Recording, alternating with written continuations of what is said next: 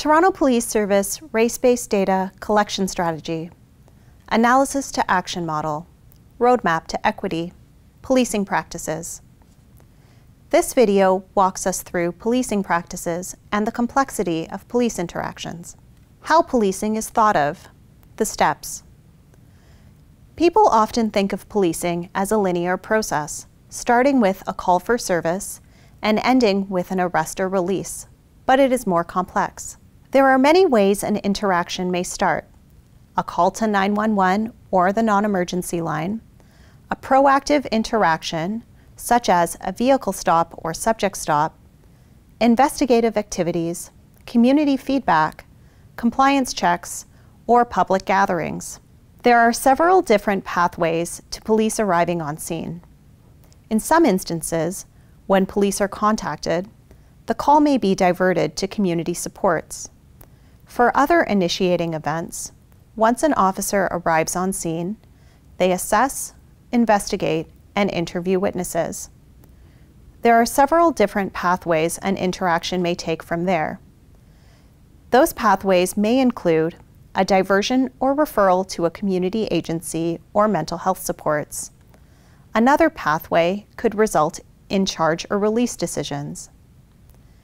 Each of these initiating events can be expanded out even further. Here we can see the many ways that someone may come into contact with police and lead to an officer arriving on scene: call diversions, police reports, arrests, charges, releases, or charge diversions. A full version of this interactions map is available on the Race-Based Data Collection Story Map on the Public Safety Data Portal and linked on tps.ca. Let's look at where uses of force can occur in this process. A use of force incident can only begin when an officer is on scene. The Ontario Use of Force Model. The Toronto Police Service places the highest value on the protection of life and the safety of its members and the public, with a greater regard for human life than the protection of property. The Ontario Use of Force Model is an aid to promote continuous critical assessment and evaluation of every situation, and can assist members to understand and make use of a variety of use of force options to respond to potentially violent situations. It is not intended to serve as a justification for a member's use of force, nor does it prescribe specific response options appropriate to any given situation. However, the model does provide a valuable framework for understanding and articulating the events associated with an incident involving a member's use of force.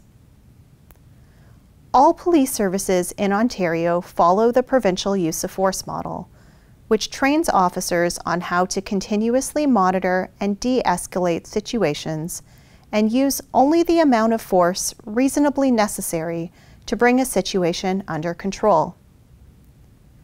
It aids to promote a continuous critical assessment and evaluation of every situation to select the most reasonable option for those circumstances as perceived at that point in time.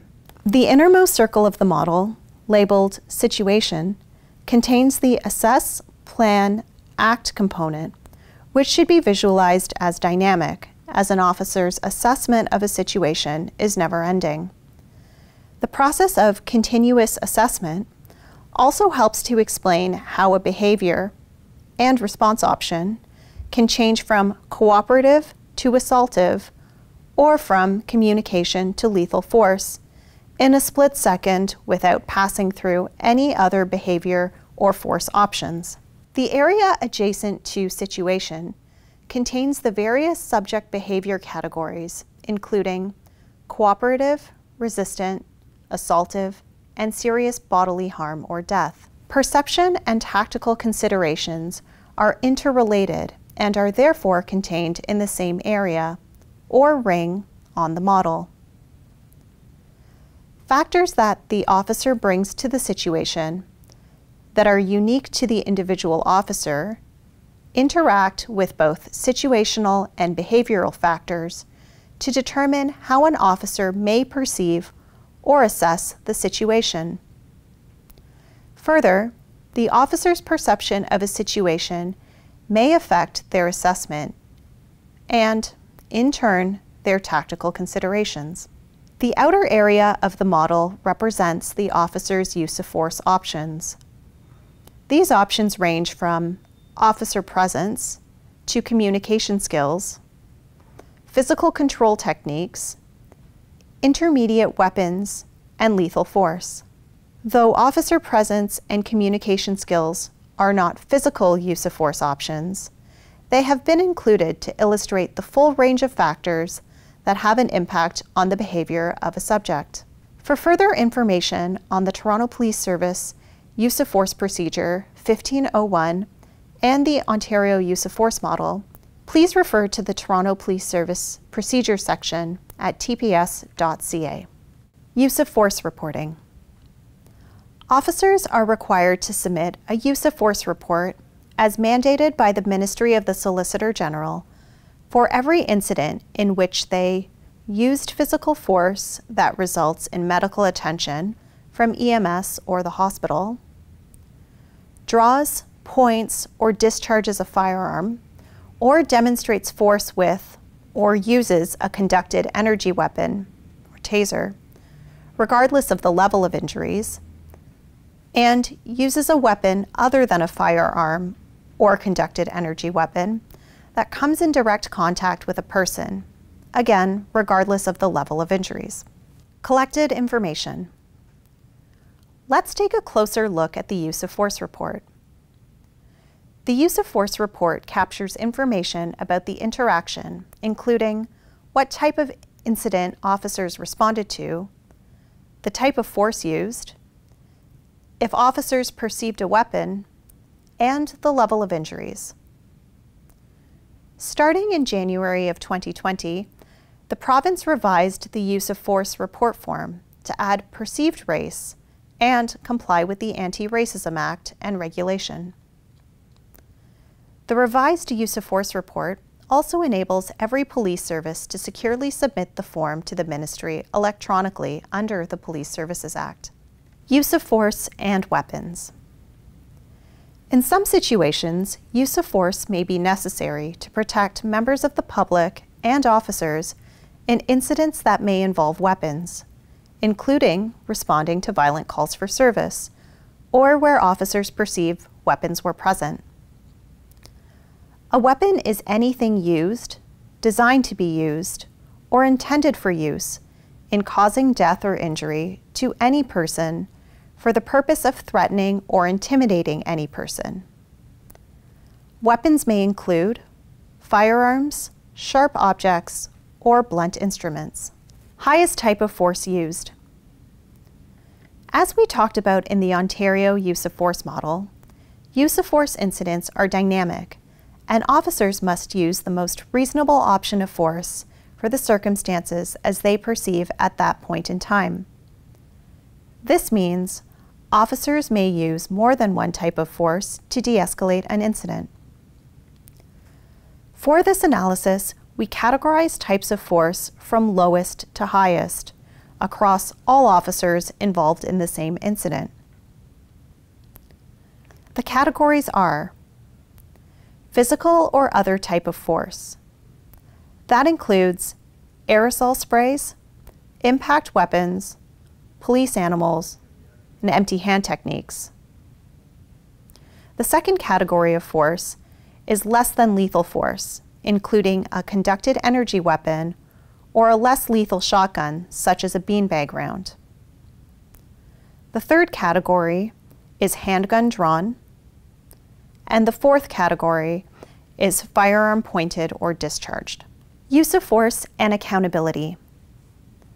A question we are often asked is, how are we sure the data is entered properly and accurately? The use of force report goes through several internal checkpoints to ensure the data is recorded correctly and in accordance with legislation. Intentionally falsifying police records constitutes as misconduct. Once a use of force incident occurs and a report is submitted, The information is checked by divisional supervisors and the divisional unit commander. The data is reviewed for completeness and accuracy, and this may be the first place where in-car camera or body-worn camera footage is reviewed. Following these checks, the information is reviewed by the training analyst at the Toronto Police College. The Toronto Police College submits the form to the Ministry of Solicitor General, then looks at use of force forms for trends that may result in potential changes to procedures or to augment mandatory annual officer training, new cadet training, or individual training at the Toronto Police College. From the Toronto Police College, the Incident Review Committee reviews aggregate trends from the use of force reporting. Individual forms then go to the Risk Management Unit, where the data is entered into the service's Professional Standards Information System. Through this system, the Early Intervention Program identifies performance patterns that require intervention before it results in misconduct or degrades a member's health and wellness. The Equity, Inclusion and Human Rights Unit, Wellness Unit, and the Toronto Police College provide support to the Early Intervention Program. Information from the use of force reports then go to inform 4 public accountability reports and strategies, such as the Annual Statistical Report, the CEW reporting to the Toronto Police Services Board, the Corporate Risk Management Report, and the Race and Identity-Based Data Strategy. For further information on the Early Intervention Program, accountability, or use of force, please refer to the annual Corporate Risk Management Reports available at tps.ca. Now that we've gone over uses of force, let's return to the police interactions map. From here we can see where searches of persons occur. Searches of person shall not be conducted in an abusive fashion or be conducted to intimidate, ridicule, or induce admissions. Regardless of what type of search is undertaken, the dignity and privacy of a person must always be given consideration. It is critical that officers make a proper evaluation of the potential risks, ensure that the appropriate type of search is conducted, and they are diligent while searching persons in custody. Toronto Police Service Procedure 0102, Search of Persons, governs and outlines possible risk factors for the search of persons. However, the decision as to what type of search is appropriate must be assessed on a case-by-case basis. Search of persons, types of searches and considerations. There are 4 different levels of searches. The first level, protective search, is used generally during investigative detention and involves a limited search of person who has been detained by police when there is reasonable belief the person poses a safety risk. The scope of the search is limited to exterior padding of clothing, such as pockets, waistbands, or areas that may reasonably conceal such items, such as weapons, or items that may be used as weapons, usually with open hands, to maximize the ability to detect weapons through clothing. This search may also be described as a safety search, as that is the purpose and objective. The second search level, a frisk search, is used generally for search incident to arrest and means a more thorough search that may include emptying and searching pockets, as well as removal of clothing which does not expose a person's undergarments or the areas of the body normally covered by undergarments. The removal of clothing such as belts, footwear, socks, shoes, sweaters, extra layers of clothing, or the shirt of a male would all be included in a frisk search.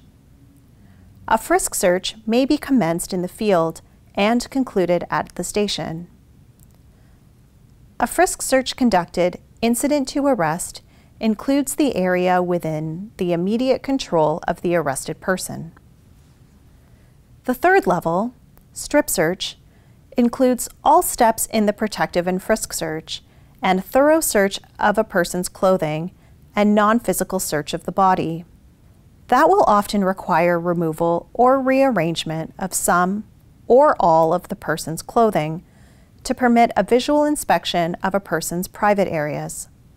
Officers contemplating a strip search of a person shall consider all the circumstances, including details of the current arrest, the history of the person, any items already located on the person during a protective or frisk search, the demeanor or mental state of the individual, the risks to the individual, the police, or others associated with not performing a strip search, or the potential that the person will come into contact with other detainees, creating an opportunity for the person to hand off contraband, weapons, etc., to another prisoner. Heightened safety concerns that are common to all persons held for a show cause or bail should be considered. In October of 2020, we updated our search of person procedure. All protective and frisk searches are now captured on audio and video, wherever possible, to allow for transparency and accountability. As part of these changes, we developed a robust training module of search of persons, including a review of case law. We also require that all strip searches are authorized by a supervisor and are accurately documented and audited at a divisional and senior management level. Information captured includes the reason for the search and items found. The data analysis for strip searches examines data from all of 2020. This includes before and after the policy changes. For additional information, please refer to Toronto Police Service Procedure 0102, Search of Persons, and Procedure 1607, Collection, Analysis, and Reporting of Race-Based Data, available at tps.ca.